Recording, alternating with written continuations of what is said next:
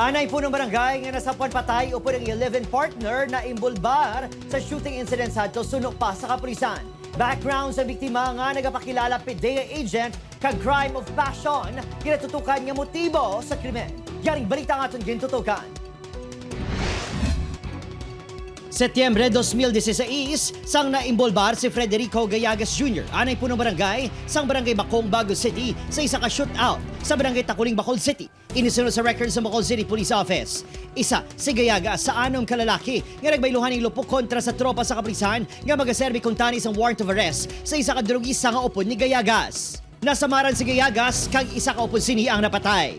Nakumpirmar man sa kapulisan nga asset sa PDEA sadto ang anay punong barangay apang malawig na ini nga wala sa serbisyo. Butang nga palaligban kun nga may mga pusil kag bala nga nakuha sa salakyan sang ini ang nakitaan patay upod ang live-in partner. PDEA asset.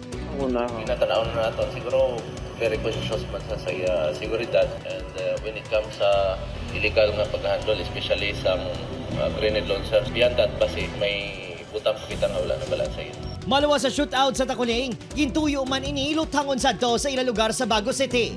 Nagapati man ang kapulisan nga posible crime of passion na natabo kag siya mismo ang nagluthang sa iya kahagugma kag sa iya kaugalingon.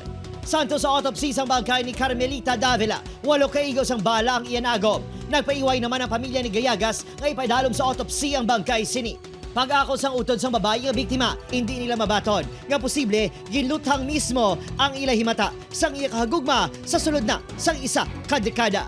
Hindi ba kami ka mabato namon na amo naman taboy. Huwag kami nag-intag sila bot sa kung ano nila problema, sila mo lang kasi rumbal. Upod, Kiril Casilio, Adrian Priatos, Western Visayas.